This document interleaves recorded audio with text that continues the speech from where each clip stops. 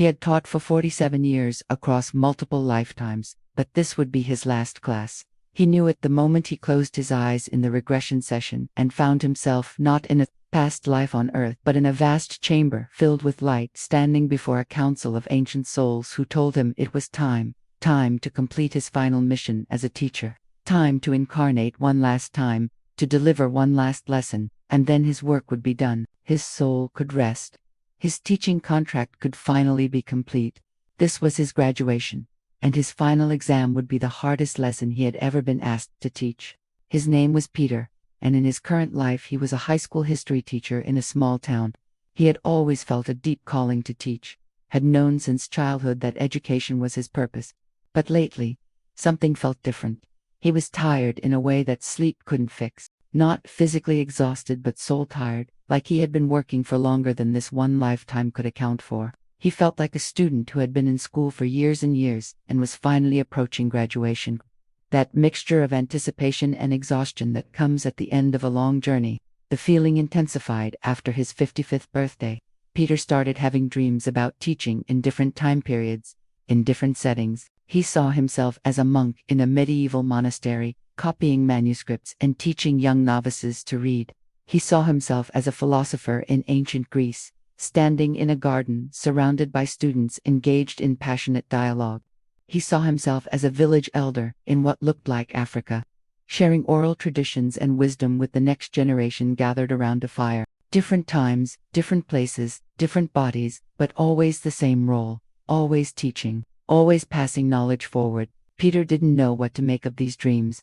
He had never given much thought to past lives or reincarnation. He was a practical man, a history teacher who dealt in facts and evidence. But the dreams were so vivid, so consistent, so emotionally powerful that he couldn't dismiss them as random brain activity. They felt like memories, and they all carried the same underlying message. He had been teaching for a very, very long time, and his work was almost complete. A colleague at school mentioned past life regression therapy when Peter casually described his dreams during lunch one day. The colleague had tried it years ago and found it fascinating. Said it might help Peter understand what the dreams were trying to tell him. Peter was skeptical but also curious. He had spent his life teaching others to be open-minded and follow evidence wherever it led. Maybe he should apply that same principle to his own unusual experiences. He found a regression therapist named Dr. Ellen, who had been practicing for over 30 years and specialized in what she called life between lives regression. She explained that sometimes the most important insights came not from accessing past lives themselves, but from exploring the space between incarnations, the realm where souls existed before birth and after death. That is, where decisions were made about what lessons to learn and what roles to play in the next lifetime. Peter made an appointment, both nervous and intrigued about what he might discover. He arrived at Dr. Ellen's office on a quiet Thursday evening. The space was comfortable and unpretentious, filled with books and soft lighting. They spent the first half hour just talking. Peter described his dreams, his sense of soul tiredness, his feeling that he was approaching the end of something significant. Dr. Ellen listened with the attention of someone who had heard similar stories before and understood their importance. She explained that some souls took on specific roles across multiple incarnations. Teachers' souls were among the most common. Individuals who felt called lifetime after lifetime to share knowledge, guide others, and facilitate learning. These souls often worked on what she called contracts. Agreements made before incarnating about how many lifetimes they would devote to teaching and what they hoped to accomplish. When a teaching contract was nearing completion, souls often felt exactly what Peter was describing, that sense of approaching graduation combined with deep fatigue. Peter found this explanation oddly comforting. It validated what he had been feeling without being able to articulate. If his soul had indeed been teaching for multiple lifetimes, no wonder he felt tired. And if his contract was nearing completion, that would explain why the dreams were intensifying now, why his subconscious seemed to be reviewing all his past teaching incarnations. Dr. Ellen suggested they do a life between lives regression to see if they could access information about Peter as soul contract and what his current lifetime was meant to accomplish in relation to his larger journey as a teacher. The session began with Dr. Ellen guiding Peter into a deep state of relaxation. Her voice was calm and measured as she led him through progressive relaxation, having him release tension from every part of his body. Peter felt himself sinking into the comfortable recliner, his breathing slowing, his awareness shifting from the external world to a vast internal landscape. Time became fluid. The room around him faded, and he found himself descending through layers of consciousness, moving backward not just through his current life but beyond it. Dr. Ellen counted him down, suggesting that when he reached the deepest level of trance, he would find himself in the space between lives, in the realm where his soul existed before choosing to incarnate as Peter. He felt himself moving through darkness that was peaceful rather than frightening, and then gradually light began to appear. Not harsh light but a soft, golden glow that seemed to come from everywhere and nowhere at once. When Dr. Ellen asked him to open his awareness to where he was, Peter found himself in a space that was both vast and intimate. He was in a great hall, but unlike any architectural structure on Earth, the walls seemed to be made of crystallized light that shifted through subtle colors. The ceiling opened directly into what looked like space, stars and galaxies visible above him, and the floor beneath him felt solid but also luminous, as if he was standing on light itself. He wasn't alone. There were other beings in this space, presences he couldn't quite see but could sense. They felt familiar, like people he had known forever. And he understood they were his soul group, the family of souls he had traveled with across many incarnations. But his attention was drawn to the front of the hall, where a council of beings sat in a semicircle. These were different from the other presences, older somehow, radiating a wisdom and compassion that made Peter want to weep from the sheer beauty of it. Dr. Ellen asked him to describe what he was experiencing. Peter tried to find words for something that transcended language. He explained he was in what felt like a gathering space for souls, standing before a council of elders or guides. He sensed that this was a significant moment, that he had been called here for a specific purpose. The council, though they didn't speak in audible words, communicated directly into his awareness. And what they told him changed everything. They explained that Peter's soul had indeed been teaching for many, many lifetimes. 47 incarnations, to be precise, spread across thousands of years of Earth time. He had taught in every continent, in nearly every time period, in forms ranging from tribal elder to university professor.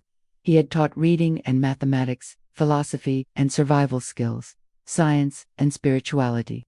He had taught children and adults, nobles and peasants, those eager to learn and those who resisted. And through all these lifetimes, he had been fulfilling a contract, an agreement he had made long ago to serve the evolution of human consciousness through education. The council showed Peter a review of some of his teaching lifetimes. He saw himself in ancient Egypt, a scribe teaching young students the complex hieroglyphic writing system, understanding that literacy was power, and by spreading it he was helping to distribute knowledge more widely. He saw himself in China during the Han Dynasty, a Confucian scholar teaching the classics and ethics, shaping the minds of young men who would go on to serve in government and influence society. He saw himself in Renaissance Italy, a tutor to the children of wealthy merchants, secretly teaching the girls as well as the boys, despite social conventions, that women didn't need education. He saw himself in colonial America, a schoolmaster in a one-room schoolhouse, teaching children of all ages to read and write and calculate, giving them tools they would need to build a new nation. He saw himself in India during the independence movement, an educator who taught both traditional knowledge and modern subjects, helping a generation bridge between ancient wisdom and contemporary needs.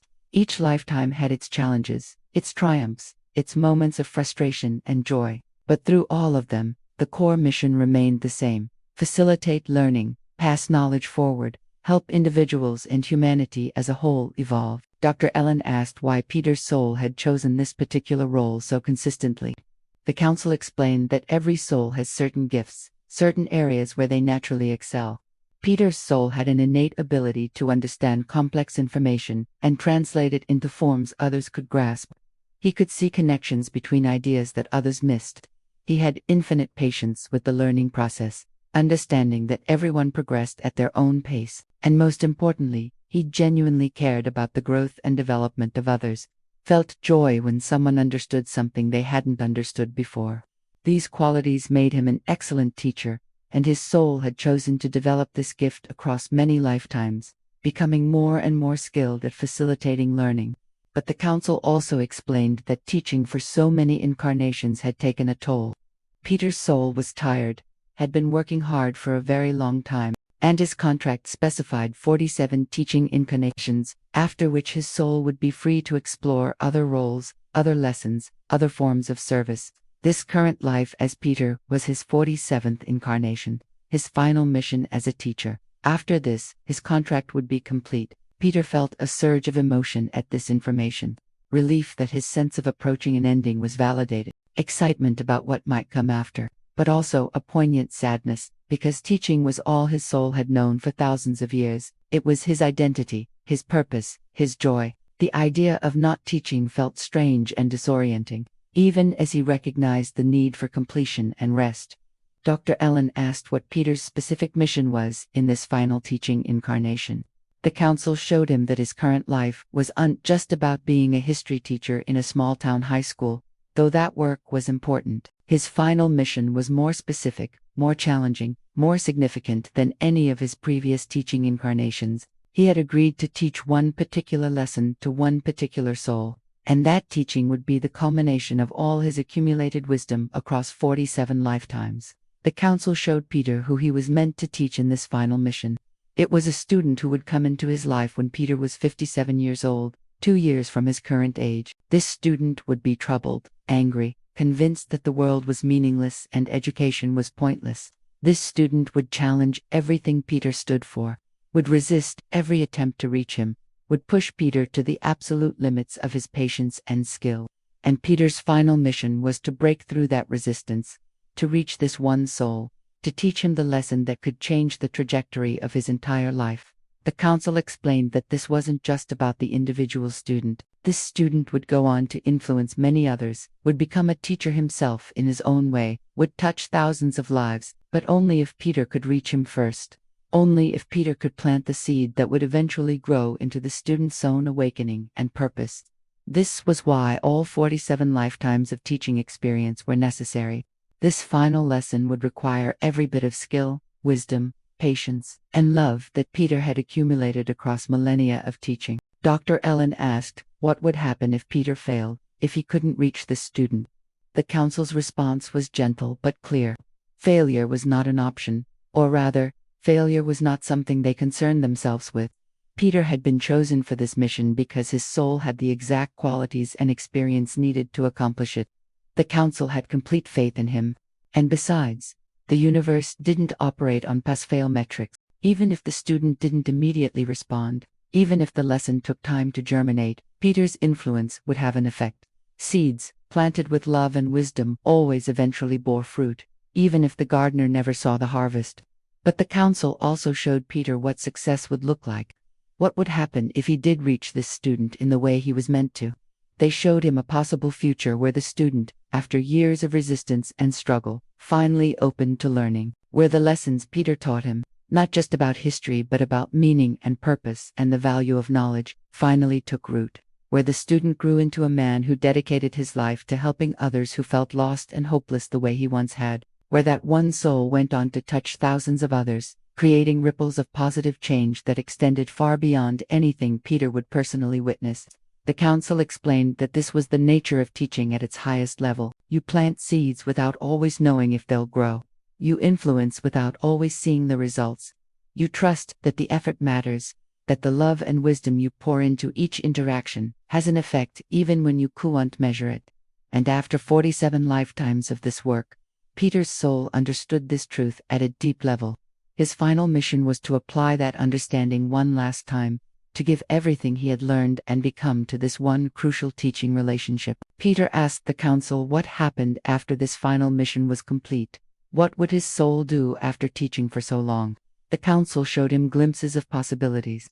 He could rest for as long as he needed, existing in the peaceful realms between incarnations, integrating all the experiences and wisdom from his 47 teaching lives. He could explore completely different roles in future incarnations, perhaps becoming a healer or an artist or a leader. He could even choose to work from the spirit side rather than incarnating, becoming a guide or teacher for souls preparing to incarnate. But the council emphasized that Peter didn't need to decide now.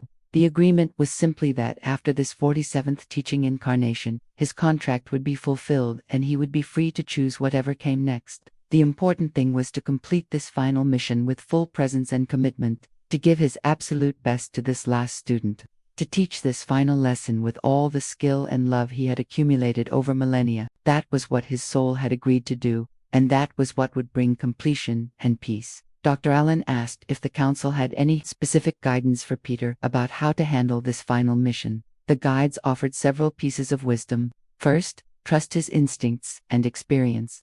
Peter had taught countless students across countless lifetimes. He knew how to reach people, how to adapt his approach to different personalities, how to find the key that unlocked each individual's potential. He should trust that knowledge, trust himself, when he encountered this challenging student. Second, remember that love was the most powerful teaching tool. Facts and information were important, but what really changed people was being seen, being valued, being loved, despite their flaws and resistance. Peter's greatest gift as a teacher wasn't his knowledge of history or his pedagogical skills. It was his genuine care for his students, his ability to see their potential even when they couldn't see it themselves. That love would be what finally reached this resistant student. Third, be patient with the process. The student wouldn't transform overnight. There would be setbacks and frustrations. Peter would doubt himself, would wonder if he was making any progress. But transformation took time, especially with souls who had built thick walls around their hearts. Peter needed to trust that every interaction, every attempt to reach through those walls, was having an effect even when he couldn't see it. And finally, remember that this mission wasn't just about the student. It was also about Peter's own completion, his own graduation from the role of teacher. The experience would teach Peter as much as it taught the student. It would force him to dig deeper than he ever had, to access wisdom he didn't know he possessed, to transcend his own limitations and doubts. The final mission would be Peter's masterpiece, the culmination of 47 lifetimes of learning how to facilitate learning in others. Peter felt the weight and the honor of what he was being asked to do. This wasn't just another teaching assignment. This was sacred work, the completion of a contract, thousands of years in the making. He felt fear at the magnitude of the responsibility, but he also felt ready. Everything in his long soul history had prepared him for exactly this. He could do this. He would do this. And when it was complete, he would finally be able to rest, to release the role he had carried so long, to graduate into whatever came next. The council offered one final gift. They showed Peter his first lifetime as a teacher, the incarnation where he had initially agreed to this path. He saw himself as a young soul, relatively new to Earth incarnations, sitting in a similar gathering hall with a different council. They had explained that the world needed teachers, souls willing to incarnate repeatedly with the specific purpose of facilitating human learning and evolution. It would be hard work, they warned. It would require patience and sacrifice. But it would also be meaningful, would contribute to the growth of countless individuals and humanity as a whole. That young version of his soul had agreed enthusiastically, not fully understanding what 47 lifetimes of teaching would feel like, but trusting that the work would be worthwhile. And now, thousands of years later, that ancient agreement was approaching completion. Peter felt tenderness toward that young soul who had said yes to such a long commitment, and he felt proud of all he had accomplished, all the students he had taught, all the minds he had helped to open across so many lifetimes. Dr. Allen began the process of bringing Peter back to present awareness, counting him up slowly, reminding him of his current body and current time. When Peter opened his eyes, he was crying. Not from sadness, but from the overwhelming significance of what he had learned. He understood now why he had felt so tired, why the dreams had been so persistent, why this phase of his life felt so important. He was approaching his final mission, his last chance to do what his soul had been doing for millennia, his graduation from the school of teaching. In the weeks that followed, Peter couldn't stop thinking about the regression. He looked at his high school students with new eyes, understanding that every interaction was part of a larger pattern, a continuation of work he had been doing across countless lifetimes. He felt more patient with difficult students, knowing that resistance often masked fear or pain. He felt more present in his teaching, recognizing that he didn't have unlimited lifetimes to do this work anymore. This was his final act as a teacher, and he wanted to make it count. He also prepared himself mentally and emotionally for the challenging student who would arrive when Peter was 57. He didn't know exactly when or how this student would appear, but he trusted the council's information. This final mission was already in motion. All he needed to do was stay open, stay present, and trust his accumulated wisdom when the moment arrived. 2 years passed. Peter turned 57 in September, and in October a new student transferred into his afternoon history class. His name was Marcus, and from the first day, Peter recognized him. Not physically, not from any prior meeting in this lifetime, but soul recognition. This was the one. This was the student his final mission revolved around. Peter felt his heart rate increase, felt the significance of the moment. 47 lifetimes had led to this. Everything he had learned about teaching was about to be tested by this one resistant, angry, challenging soul, sitting in the back of his classroom with arms crossed and eyes that dared anyone to try reaching him. Marcus was everything the council had shown Peter he would be: hostile, defensive, convinced that school was a waste of time and that nothing any teacher said mattered. He disrupted class, refused to do assignments, challenged Peter's authority at every turn. Other teachers had given up on him. The administration was close to expelling him.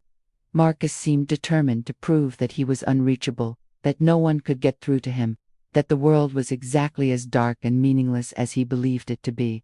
Peter didn't give up, couldn't give up.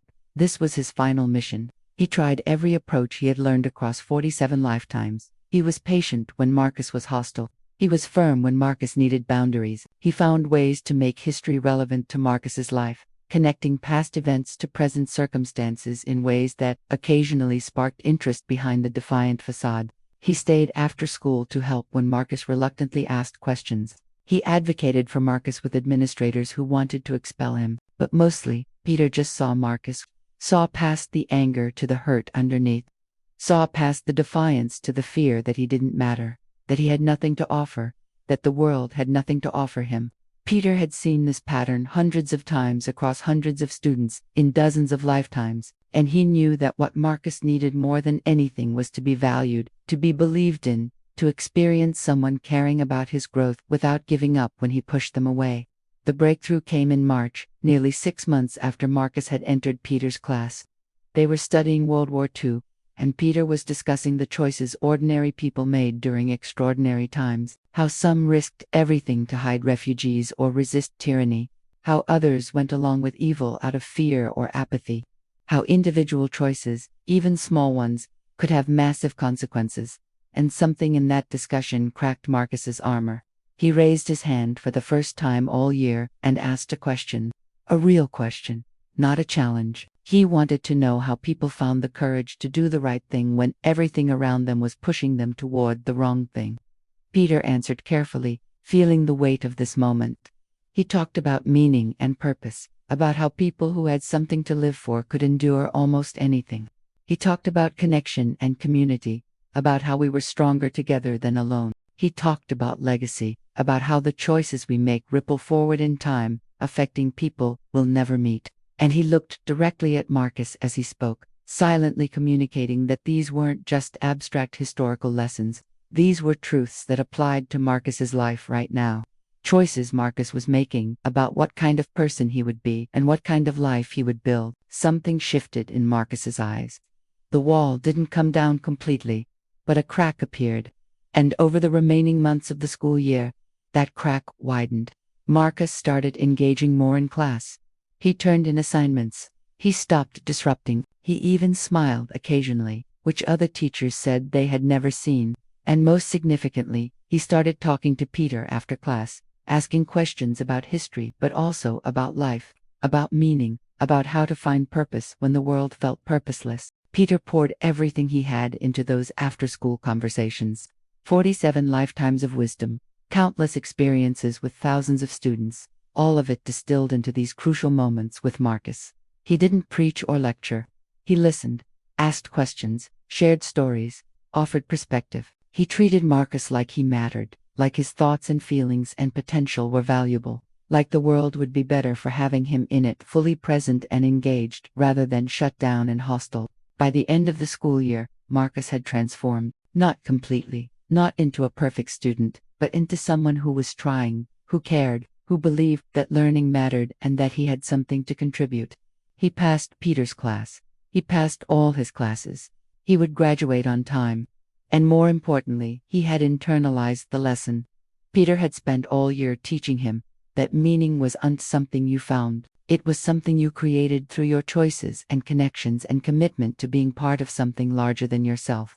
On the last day of school, Marcus stayed after everyone else had left. He stood awkwardly near Peter's desk, clearly wanting to say something but struggling to find words. Finally, he simply said, "Thank you. Thank you for not giving up on him. Thank you for seeing something in him that he hadn't seen in himself. Thank you for caring when no one else seemed to." The words were simple, but Peter heard the depth of feeling behind them, and he knew that the mission was complete. He had reached the unreachable student. He had taught the final lesson. His work was done. Peter felt a profound shift in his soul after that conversation with Marcus. The tiredness that had been building for years suddenly lifted. He felt lighter, freer, like a burden he had been carrying so long that he had forgotten its weight had finally been set down. His contract was complete. His 47 lifetimes of teaching were fulfilled. He had done what he agreed to do all those thousands of years ago when his young soul had said yes to this long commitment. The following school year, Peter announced his retirement. It felt right. He had accomplished what he came to accomplish. He would spend his remaining years in this lifetime resting, traveling, exploring parts of himself that weren't defined by teaching. And when this life eventually ended, his soul would finally be free to choose something new, to explore other roles and lessons, to graduate from the school of teaching into whatever mysterious adventures awaited beyond this long chapter of service. Years later, Peter heard that Marcus had become a counselor working with at-risk youth, helping kids who reminded him of who he had once been. The seed Peter had planted had grown into exactly what the council had shown him it could become. Marcus was touching hundreds of lives, creating ripples of positive change that extended far beyond Peter's direct influence. The final mission had been a success. The final lesson had been learned, and was now being taught to others by the student who had seemed so unreachable. And Peter understood that this was the true legacy of a teacher, the harvest that came from seeds planted with love and wisdom, even when you could unsee them growing. Across 47 lifetimes, he had planted thousands of such seeds, and somewhere in the world, at every moment, those seeds were still growing, still bearing fruit, still contributing to the evolution of human consciousness that teaching facilitated. His work would continue long after his soul moved on to other roles. That was the gift teachers gave. That was what made 47 lifetimes of service worthwhile. That was his graduation present, knowing that the love and wisdom he had shared would ripple forward in time forever. Subscribe to discover the soul contracts that have shaped your purpose across lifetimes.